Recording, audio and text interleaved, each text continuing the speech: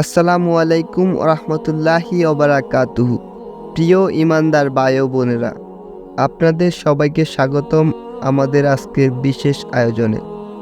আজ আমরা আলোচনা করব পবিত্র রমজান মাসের একটি গুরুত্বপূর্ণ দিন নিয়ে। ৮ রমজানের ফজিলত, গুরুত্ব, ইতিহাস ও বিশেষ আমল। রমজান মানি রহমত, বরকত ও নাজাতের মাস। এই মাসের প্রতিটা দিনই আল্লাহর পক্ষ থেকে বিশেষ উপহার। কিন্তু আমরা কি জানি রমজানের প্রতিটা দিনের আলাদা আলাদা ফজিলত রয়েছে? এই আলাদা আলাদা ফজিলতগুলো আমরা এখন আজকের এই ছোট্ট আলোচনায় জানব।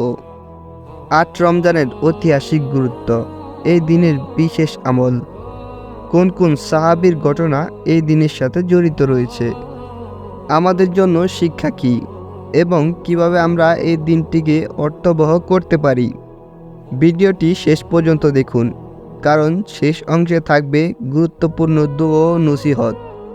রমজান মাস সম্পর্কে আল্লাহ তাআলা কোরআনে বলেন, হে ঈমানদারগণ, তোমাদের উপর রোজা ফরজ করা হয়েছে, যেমন ফরজ করা হয়েছিল তোমাদের পূর্ববর্তীদের উপর, যাতে তোমরা তাকওয়া অর্জন করতে পারো।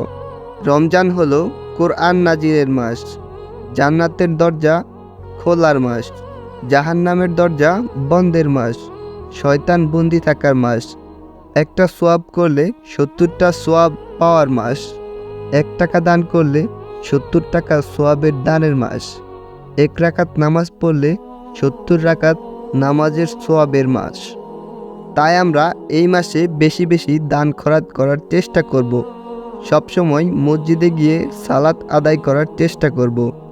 রাসূল সাল্লাল্লাহু আলাইহি সাল্লাম বলেন, যে ব্যক্তি ঈমানের সাথে সোয়াবের আশায় রোজা রাখবে, তার পূর্বের গুনাহ মাফ করে দেওয়া হবে।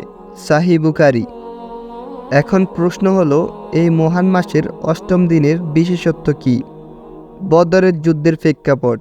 ইসলামের ইতিহাসে ৮ রমজান একটি গুরুত্বপূর্ণ সময়ের সূচনা। ৮ রমজান ২ হিজরতে রাসূল সাল্লাল্লাহু আলাইহি সাল্লাম মদিনা থেকে বদরের দিকে যাত্রা শুরু করেন। বদরের যুদ্ধ ১৭ রমজান সংঘটিত হয়। ঐতিহাসিক বদরের যুদ্ধ, এটি ছিল ইসলামের প্রথম বড় যুদ্ধ। মুসলমান ৩১৩ জন, কুরাইশ প্রায় ১০০০ জন। তবুও বিজয় আসে মুসলমানদের। আল্লাহ বলেন, নিশ্চয়ই আল্লাহ তোমাদেরকে বদরে সাহায্য করেছেন, অথচ তোমরা ছিলে দুর্বল। ৮ রমজান ছিল সেই অভিযাত্রার সূচনা, যেখানে ঈমান, ত্যাগ ও আল্লাহর উপর ভরসা এক অনন্য উদাহরণ স্থাপিত হয়। ৮ রমজান আমাদের শেখায় আল্লাহর উপর ভরসা। রাসূল সাল্লাল্লাহু আলাইহি সাল্লাম বাহ্যিক প্রস্তুতি নিয়েছিলেন, কিন্তু চূড়ান্ত ভরসা ছিল আল্লাহর উপর। আত্মত্যাগ। সাহাবায়ে কেরাম জীবন বাজি রেখে ইসলামের জন্য দাঁড়িয়েছিলেন।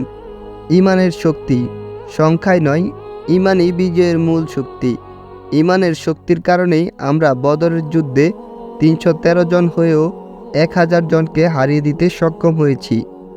যদিও নির্দিষ্টভাবে ৮ রমজানের আলাদা কোনো ফরজ আমল নেই, তবুও কিছু বিশেষ নফল ইবাদত করা যেতে পারে। নফল নামাজ, তাহাজ্জুদ, ইশরাক, চাশত, কুরআন তিলাওয়াত। আজ অন্তত ১ পারা তিলাওয়াতের নিয়ত করুন। দান সদকা। রাসূল সাল্লাল্লাহু আলাইহি সাল্লাম সবচেয়ে বেশি দান সদকা করতেন। বিশেষ দোয়া, হে আল্লাহ, আমাদের ঈমানকে বদলে সাহাবীদের মতো শক্ত করে দিন। ভাবুন, যদি আমরা ৮ রমজানে নিজেদের জীবন বদলানোর সিদ্ধান্ত নেই, যদি আজই তওবা করি, যদি আজই কোরআনের সাথে সম্পর্ক গড়ে তুলি, হয়তো এটাই আমাদের জীবনের মোড় ঘুরিয়ে দেওয়ার দিন। হে আল্লাহ, আমাদের রোজা কবুল করুন, আমাদের গুনাহ মাফ করুন, আমাদের বদরের সাহাবীদের মতো ঈমান দিন, আমাদেরকে জান্নাতুল ফেরদাউস দান করুন। আমিন।